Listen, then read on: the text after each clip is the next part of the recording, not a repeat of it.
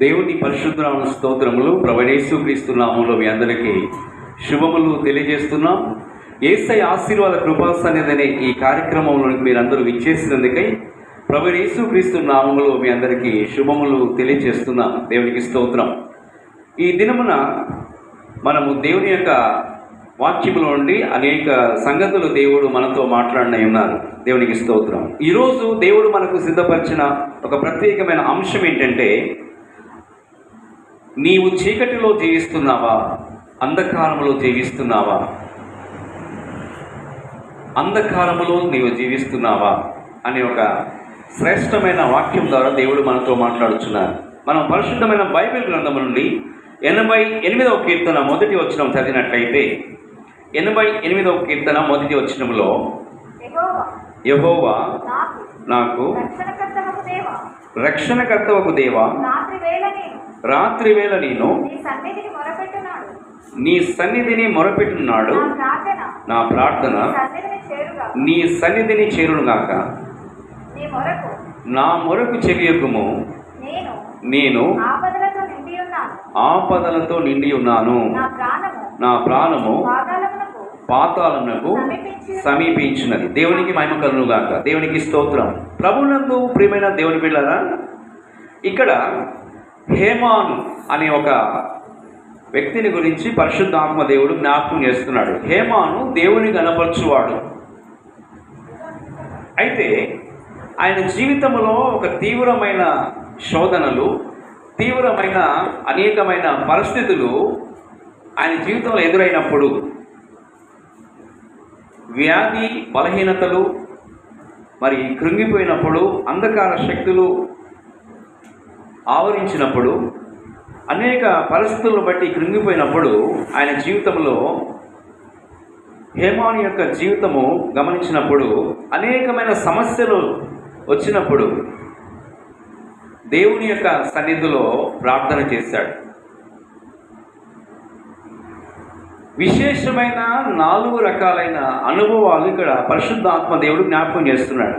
ఒకటి అంధకారము, రెండవది బలహీనత, మూడవది ఒంటరితనము, నాలుగవది అనారోగ్యము. ప్రభువునందు ప్రియమైన దేవుని బిడ్డలారా, హేమాను జీవితంలో ఎలాగ శోధనలు వచ్చినాయో అదే విధముగా ఈ లోకములో అనేక సందర్భాల్లో అనేకమైన పరిస్థితులు మనము ఎదుర్కొంటున్నాం. అనేక మంది అంధకారములో, చీకటిలో జీవిస్తున్నట్లుగా వారి యొక్క క్రియలు బట్టి, వారి యొక్క ప్రవర్తనను బట్టి, వారి యొక్క మాటలను బట్టి, వారి జీవించే జీవితాన్ని బట్టి ఈ లోకంలో కొందరు కనబడుతూ ఉంటారు. అయితే అంధకారము, బలహీనత, ఒంటరితనము, అనారోగ్యము అనేది అది ఒక భయంకరమైన జీవితము. దేవుని వాక్యములో మనం గమనించినట్లయితే 18వ వచనంలో, 88వ కీర్తన 18వ వచనం మనము ధ్యానిస్తున్నాం. నా ప్రియులను, స్నేహితులను నీవు దూరముగా ఉంచి ఉన్నావు. చీకటియే నాకు బంధువర్గమాయను. గమనించండి ప్రియులారా, గమనించండి. ఇక్కడ దేవుని యొక్క వాక్యంలో చూసినట్లయితే, ఇక్కడ 18వ వచనములో మనం గమనించినప్పుడు, అంధకారము అంటే ఏంటి? పాపము, వ్యాధి, భయము, గర్వ స్వభావము. ఇవి చాలా భయంకరమైనవి మానవుని జీవితంలో. అయితే కొన్ని సందర్భాల్లో వారి యొక్క క్రియలు బట్టి, వారి మాటలను బట్టి, వారి ప్రవర్తనలు బట్టి కొందరు దూరం అయిపోతూ ఉంటారు. కొంతమంది వారు స్నేహితులైనా, బంధువులైనా కొన్ని సందర్భాల్లో దూరం అయిపోతూ ఉంటారు. ఇలాంటి స్వభావము కలిగిన వారు అంధకారములో ఉన్నట్లుగా పరిశుద్ధమైన బైబిల్ గ్రంథము నుండి దేవుడు తన వాక్యం ద్వారా ప్రభు మనతో మాట్లాడుచున్నారు. మనము గమనించినట్లయితే ఇర్మియా గ్రంథము 8వ అధ్యాయము 15వ వచనములో మనం గమనించినప్పుడు, ప్రస్తుత కాలములో అనేక మంది అంధకారములో జీవిస్తున్నారు. కొన్ని బలహీనతలలో జీవిస్తున్నారు. కొంతమంది ఒంటరితనముతో జీవిస్తున్నారు. కొంతమంది అనారోగ్యముతో జీవిస్తున్నారు. ఇర్మియా గ్రంథము 8వ అధ్యాయము 15వ వచనం చదువుకుందాం. 8వ అధ్యాయము 15వ వచనం.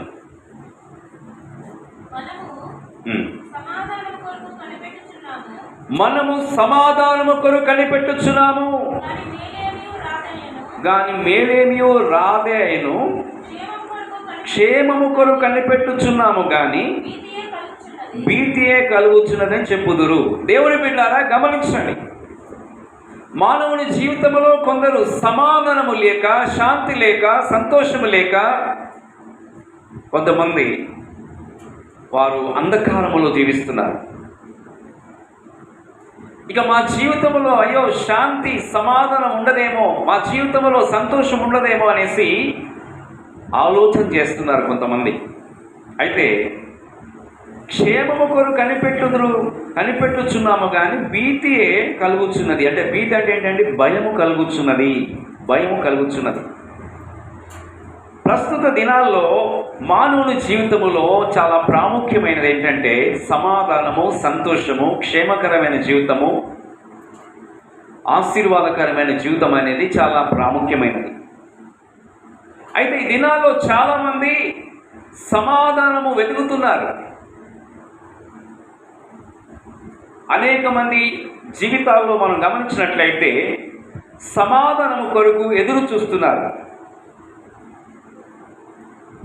అయితే కొందరు సమాధానము లేని వారిగా, శాంతి లేని వారిగా వారి జీవితంలో కొనసాగిస్తూ ఉన్నారు.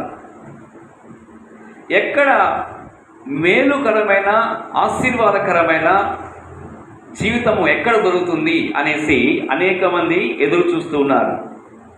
ప్రభునందు ప్రియమైన దేవుని బిడ్డలారా, ఇక్కడ దేవుని యొక్క వాక్యములో మనం గమనించినట్లయితే యోబు గ్రంథము 14వ అధ్యాయం 1వ వచనం చదివినప్పుడు, యోబు గ్రంథము 14వ అధ్యాయం 1వ వచనంలో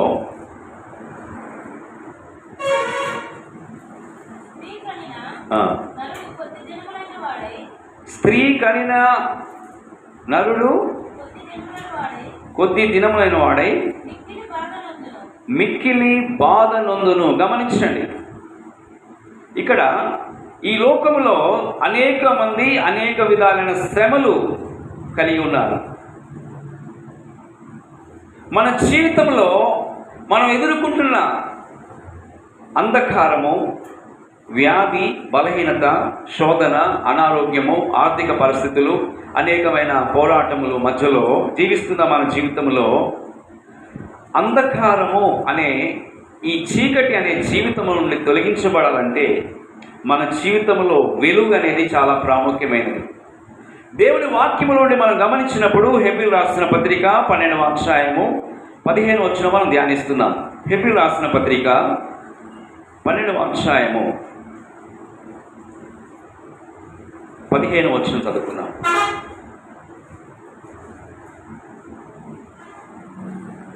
మీలో ఎవడైనను దేవుని కృపను పొందకుండా తప్పిపోవునేమో అనియు చేదైన వేరు ఏదైనను మొలిచి కలవరపరుచుట వలన అనేకులు అపవిత్రులైపోతురేమో అని గమనించండి. దేవుని బిడ్డారా, అనేక మంది ప్రభువుని నమ్ముకుంటున్నారు, రక్షణ పొందుతున్నారు, మంచిదే. మారు మనసు పొందామని చెప్పుకొని బాప్సం పొందుతున్నారు, మంచిదే. అయితే కొందరు కొంతకాలము భక్తిగా జీవిస్తున్నారు, విశ్వాసంలో జీవిస్తున్నారు, పరిశుద్ధాత్మ క్రమంలో జీవిస్తున్నారు, ప్రతిష్ట జీవితం చేస్తున్నారు, ప్రత్యేకమైన జీవితం చేస్తున్నారు, మరి విశ్వాస సంబంధమైన మంచి పోరాడుతున్నారు. కానీ కొన్ని సందర్భాల్లో, కొన్ని పరిస్థితుల వలన, అంటే సాతాను సంబంధమైన మనుషుల వలన, సాతాను సంబంధమైన క్రియల వలన, సాతాను సంబంధమైన ఆలోచనల వలన మరలా ఏమవుతున్నారండి? తప్పిపోతున్నారు. విశ్వాసము నుండి తప్పిపోతున్నారు, వాక్యము నుండి తప్పిపోతున్నారు, ఆజ్ఞలో నుండి తప్పిపోతున్నారు, పరిశుద్ధాత్మిక నడిపింపులో నుండి తప్పిపోతున్నారు. సంఘ క్రమము శిక్షణలో మెల్కీసెదెకు క్రమము చొప్పున పరిశుద్ధాత్మిక క్రమములో జీవించకుండా కొందరు తప్పిపోతున్నారు. వారి హృదయాల్లో, వారి యొక్క జీవితంలో దేవుని కృప నుండి తప్పిపోయిన వారి యొక్క జీవితాల్లో చేదైన వేరు ఏదైనా మొలిచినట్లయితే, చేదైన వేరు అంటే ఏంటండి? అది దేవునికి విరోధమైన స్వభావము, దేవుని చిత్తానుసారమైన జీవితం చేయకుండా కొందరు ఏమవుతున్నారంటే లోకములో కలిసిపోతున్నారు, అపవిత్రులుగా మారిపోతున్నారు. దేవుని వాక్యములో నుండి మనం గమనించినట్లయితే పరిశుద్ధాత్మ దేవుడు మనతో మాట్లాడుచున్నాడు. మన జీవితంలో ఏదైతే చేదైన వేరు మనకు ఎదురవుతుందో ఆ చేదైన వేరు తొలగించబడినప్పుడే నీవు సంపూర్ణముగా రూపాంతరం చెందగలుగుతావు, సంపూర్ణముగా పరిశుద్ధాత్మ నడిపింపులో జీవించగలుగుతావు. ఈ దినమున దేవుడు మనతో మాట్లాడుచున్నాడు. దేవునికి స్తోత్రం. అనేక మంది జీవితాల్లో చేదైన స్వభావం ఉన్నందువలన అంధకారములో జీవిస్తున్నారు. ఏశావు యాకోబు మీద చేదుగా కనబడినప్పుడు అతని జీవితము చాలా బహుభయంకరంగా ఉంది. వాక్యం ద్వారా దేవుడు మనతో మాట్లాడుచున్నాడు. దేవుని స్తోత్రం. ఈ వాక్యం వింటున్న దేవుని బిడ్డలారా, ప్రభువైన యేసుక్రీస్తునందు మనమందరము కూడా దేవునికి ఇష్టలుగా జీవించాలి. దేవునికి స్తోత్రం. మనలో వెంటాడుచున్న అంధకార సంబంధముగు అంటే లోకానుసారమైన జీవితాల నుంచి విడుదల పొందినప్పుడు, దేవునికి ఇష్టలుగా మనం జీవించినప్పుడు, దేవునికి స్తోత్రం, ఒక సరైన సంతోషము కలిగిన సమాధానం కలిగిన జీవితాన్ని మనం చేయగలుగుతాం. దేవుని వాక్యములను మనం చూసినట్లయితే ఇక్కడ చేదైన వేరు ఎవరిలో ఉంటుందంటే క్షమించని వారిలో ఉంటుంది. మత్తయి సువార్త 6వ అధ్యాయము 14వ వచనం చూసినట్లయితే ప్రభువైన యేసుక్రీస్తు వారు ఆయన తెలియజేస్తున్న ఒక అద్భుతమైన మాట. యేసుక్రీస్తు ప్రభు యొక్క బోధనలో, ఆయన ఉపదేశంలో చాలా ఉన్నతమైన ఆలోచనలు మనకు కనపడుతూ ఉంటాయి. మత్తయి సువార్త 6వ అధ్యాయము 14వ వచనం అండి. మనుషుల అపరాధములను మీరు క్షమించినట్లయితే మీ పరలోకపు తండ్రి మీ అపరాధములు క్షమించును. కొంతమంది క్షమించరు. క్షమించకుండా, కుటుంబ సభ్యులను క్షమించకుండా, ఏంటండి తర్వాత ఫ్యామిలీ మెంబర్స్ని క్షమించకుండా, కొంతమంది ఇరుగు పొరుగు వారిని క్షమించకుండా చాలా కోపంగా బ్రతుకుతూ ఉంటారు, గర్వంగా బ్రతుకుతూ ఉంటారు, అహంకారముతో బ్రతుకుతూ ఉంటారు. యేసుక్రీస్తు ప్రభువారు మనకు తెలియచేసిన ఒక అద్భుతమైన మాట ఏంటంటే, దేవునికి స్తోత్రం, క్షమించమంటున్నాడు దేవుడు. క్షమించే హృదయము చాలా ఉన్నతమైనది. అది యేసు ప్రభు యొక్క ప్రేమతో నిండిన హృదయం. మీలో ఎవరైనా సరే ఎవరినైనా క్షమించకపోయినట్లయితే చేదైన వేరు మీలో ఉన్నట్లుగా గ్రహించాలి. అంటే మీరు ఇంకా అంధకారములో ఉన్నారు. అంధకారములో ఉన్న వ్యక్తులు, చీకటిలో ఉన్న జీవితాలు, క్షమించలేని ఆ స్వభావం నీలో ఉన్నట్లయితే నువ్వు పరలోకములో చేరలేవు. దేవుని యొక్క వాక్యములోని మనం గమనించినట్లయితే మనుషుల అపరాధములు మీరు క్షమించకపోయినట్లయితే మీ అపరాధములు కూడా ప్రభువు క్షమించడు. దేవునికి స్తోత్రం. తర్వాత వాక్యం చదివినప్పుడు ఇక్కడ పరిశుద్ధాత్మ దేవుడు కొన్ని విషయాలు మనకు తెలియజేస్తున్నాడు. దేవునికి స్తోత్రం. ప్రభునందు ప్రియులారా, ఇక్కడ ఎన్నిసార్లు క్షమించాలి అనే విషయాన్ని కూడా మరి శిష్యులు ప్రభు వారిని అడుగుతారు. అడిగినప్పుడు అక్కడ ఒక సందర్భంలో ప్రభు శిష్యులతో మాట్లాడుచున్నప్పుడు 7 సార్లు క్షమించాలి అనే ఒక సందర్భం వస్తుంది. తర్వాత 70 సార్లు క్షమించాలి అనే ఒక సందర్భం వస్తుంది. అంటే మనము పరిపూర్ణులుగా మనం మార్చబడాలంటే, ఒక పరిపూర్ణులుగా పరిశుద్ధులుగా మనం మార్చబడాలంటే, దేవుని బిడ్డలారా గమనించండి, మనము క్షమించే హృదయం కలిగి ఉండాలి. 70 సార్లు అంటే అర్థం ఏంటంటే జీవితకాలం అంతా కూడా క్షమించాలంట ప్రభుని. అంటే ప్రభు చెప్పిన మాట మనం విని ఇతరులను క్షమించే హృదయం కలిగి ఉండాలి. దేవునికి స్తోత్రం. క్షమించే హృదయం కలిగి జీవించకపోయినట్లయితే నువ్వు పరలోకం వెళ్ళలేవు, పరిశుద్ధాత్మ అభిషేకం పొందలేవు, దేవుని చిత్తానుసారముగా జీవించలేవు.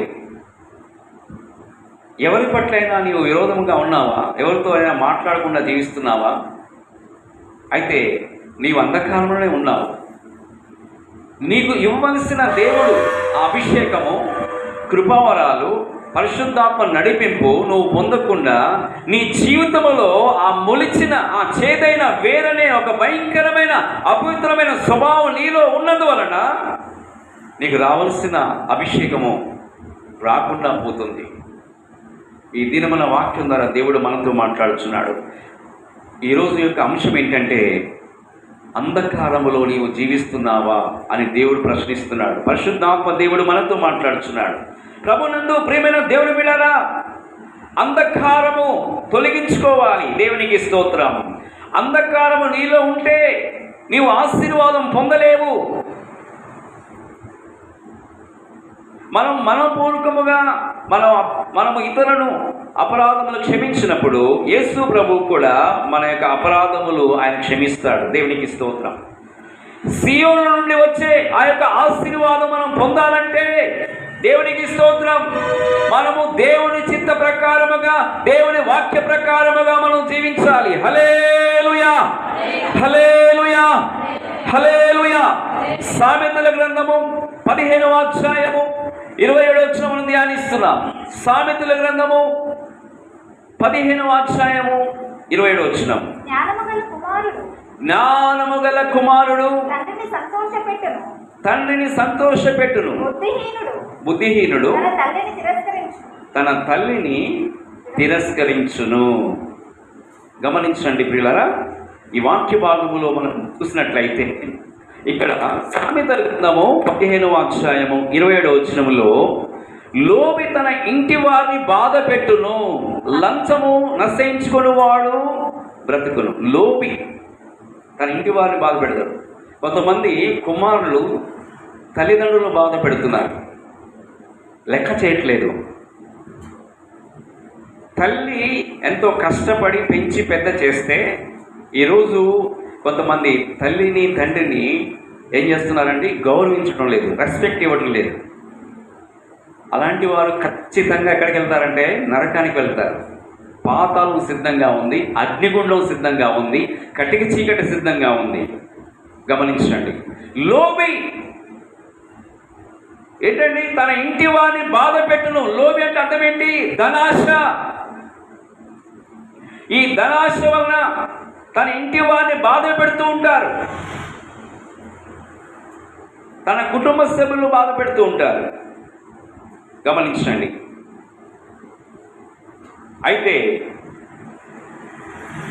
ఈ యొక్క భయంకరమైన అంధకారముతో నిండి ఉన్న స్వభావం నుండి విడుదల పొందాలంటే ఒకే ఒక మార్గం, ప్రభువైన యేసు క్రీస్తు రక్తము ద్వారా కడగబడాలి, పరిశుద్ధాత్మ యొక్క వాక్యము ద్వారా పరిశుద్ధపరచబడాలి, పరిశుద్ధాత్మ యొక్క నడిపింపు ద్వారా శుద్ధీకరించబడాలి. హల్లెలూయా, హల్లెలూయా, హల్లెలూయా. దేవుని బిడ్డలారా, దేవుని యొక్క వాక్యములో మనం గమనించినట్లయితే హెబ్రీయులకు రాసిన పత్రిక 11వ అధ్యాయము 12వ వచనం మనం చదువుకుంటున్నాం. హెబ్రీయులకు రాసిన పత్రిక 13వ అధ్యాయము 12వ వచనం. యేసు కూడా తన స్వరక్తము చేత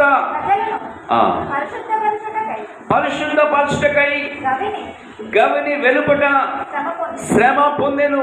యేసు క్రీస్తు ప్రభువారు ఎందుకు కొరకు ఆయన పరిశుద్ధ రక్తమును చిందించాడు? విలువైన రక్తమును ఎందుకు చిందించాడు? పరిశుద్ధపరచడానికి, అంధకారము నుండి విడుదల పొందటానికి, చేదైన స్వభావం నుండి విడుదల పొందటానికి. కొంతమంది ఈ లోకములో ఇంకా అంధకారములోనే ఉన్నారు, అంధకారములోనే ఉన్నారు. ఈరోజు దేవుడు తన వాక్యం ద్వారా ప్రభు మనతో మాట్లాడుతున్నప్పుడు మనము యేసు యొక్క రక్తము ద్వారా పరిశుద్ధపరచబడదాం. పరిశుద్ధత లేకుండా ఎవరు కూడా ప్రభువుని చూడలేరు. చీకటి తొలగించబడాలంటే, అంధకారం అనే ఆ యొక్క భయంకరమైన స్వభావం నుండి విడుదల పొందాలంటే ఈ యొక్క పరిశుద్ధ సన్నిధిలో దేవునికి స్తోత్రం, యేసు యొక్క రక్తము ద్వారా శుద్ధీకరించబడదాం. ప్రభువా, నా యొక్క స్వభావాన్ని మార్చండి, నాలో ఏలుబడి చేస్తున్న ఆ యొక్క అంధకారమనే ఆ భయంకరమైన చీకటి, ఆ భయంకరమైన అంధకారమైన చేదైన స్వభావం నుండి నాకు విడుదల దయచేయి. యేసయ్యా, నీ యొక్క రక్తము చేత, ప్రభా నీ యొక్క పరిశుద్ధ రక్తము ద్వారా నన్ను శుద్ధీకరించు, నన్ను పరిశుద్ధపరచమని ప్రార్థన చేయవలసిన వారు ఆయన. రోమాపత్రిక 1వ అధ్యాయం 20వ వచనం చదివినట్లయితే, రోమాపత్రిక 1వ అధ్యాయము 20వ వచనం.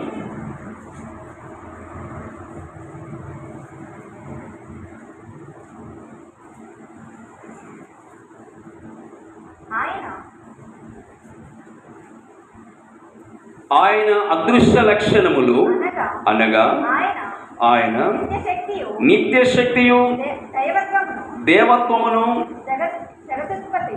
జగదుత్పత్తి మొదలుకొని సృష్టింపబడిన వస్తువులను ఆలోచించడం వలన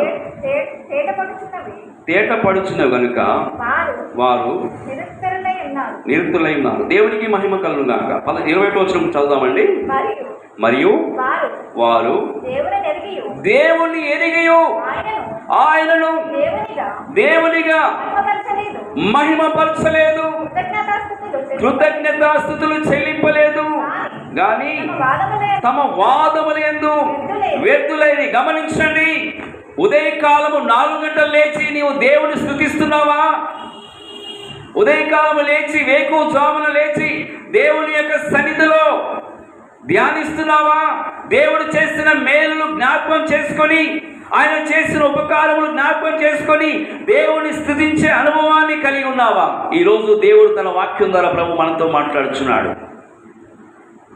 దేవుని స్తుతించకపోయినట్లయితే ఇంకా నీవు అంధకారంలోనే ఉన్నావు, ఇంకా నీవు చీకటిలోనే ఉన్నావు, ఇంకా నీవు దైవ స్వభావము నీలో కలగపోవటం కారణం ఏంటంటే స్తుతించే అనుభవం అనేది నీలో లేదు. మార్నింగ్ వేకువజామున లేచి ప్రైజ్ అండ్ వర్షిప్, స్తుతి ఆరాధన చేస్తున్నావా? నీ యొక్క గృహంలో, నీ గృహంలో దేవుని స్తుతించే ఇల్లుగా ఉన్నట్లయితే, దేవుడు చేసిన మేలును జ్ఞాపకం చేసుకొని దేవుని స్తుతించే ఆ హృదయం కలిగి ఉన్నట్లయితే దేవుని యొక్క దూతలు నీ ఇంటిలోకి దిగి వస్తాయి. నీవు స్తుతించినట్లయితే నీ ఇంటిలో ఆవరించిన, నీ కుటుంబంలో ఆవరించిన, నీ భర్త మీద ఉన్న ఆ దుష్ట శక్తి, నీ భార్య మీద ఉన్న ఆ దుష్ట శక్తులు, నీ పిల్లల్ని ఆవరించిన దుష్ట శక్తులు, ఆ అంధకారము తొలగిపోవాలంటే దేవుణ్ణి స్తుతించే మనసు నీకు ఉండాలి. ఉదయకాలము ఆ అనుభవం లేకపోయినట్లయితే ఈ రోజు నుంచే ప్రారంభించు. పరిశుద్ధాత్మ దేవుడు మాట్లాడుతున్నాడు. మన హృదయంలో అంధకారము నుండి విడుదల పొందాలంటే మనము దేవుని చిత్త ప్రకారముగా మనం దేవుని స్తుతించాలి. ఇశ్రాయేలు స్తుతుల మీద నేను ఆశ్రయించాలని వాక్యం సెలవిస్తుంది. మనుషులు దేవుని సన్నిధిలో దేవుని స్తుతించాలి. ఇది దేవుని యొక్క చిత్తమైనది. దేవునికి స్తోత్రం. మన జీవితంలో ఈ దినమున ఒక నూతన తీర్మానం తీసుకుందాం. ప్రభువా, ఇంతవరకు ఉదయకాలము తెల్లవారుజామున 4 గంటలు లేచి నేను స్తుతించలేకపోయాను. నాకు మెలకువల్ని ఆత్మ దయచేయి, నిద్రాత్మ తీసివేయి, ప్రార్థనాత్మ దయచేయి, ఈ సన్నిధిలో స్తుతించే మనస్సు నాకు దయచేయమని ప్రార్థన చేద్దాం. మనం అలా ప్రార్థన చేసినట్లయితే పరిశుద్ధాత్మ దేవుడు నిన్ను అభిషేకించి ఆయన మహిమ కొరకు ప్రభు నిన్ను నిలబెట్టుకుంటాడు. దేవుని చిత్త ప్రకారముగా ఏ కుటుంబంలో అయితే ప్రార్థన ఉంటుందో, ఎవరి వ్యక్తిగత జీవితంలో, ఆత్మీయ జీవితంలో, విశ్వాస జీవితంలో, ప్రార్థనా జీవితంలో, ప్రతిష్ఠ జీవితంలో, పరిశుద్ధ జీవితంలో, పరిశుద్ధాత్మిక నడిపింపులో ఎవరైతే వ్యక్తిగతముగా దేవునితో గడుపుతూ ఉంటారో, ప్రార్థన చేస్తూ ఉంటారో, వారిలో పరిశుద్ధాత్మ కార్యములు ప్రభు జరిగిస్తాడు. దేవునికి మహిమ కలుగును గాక.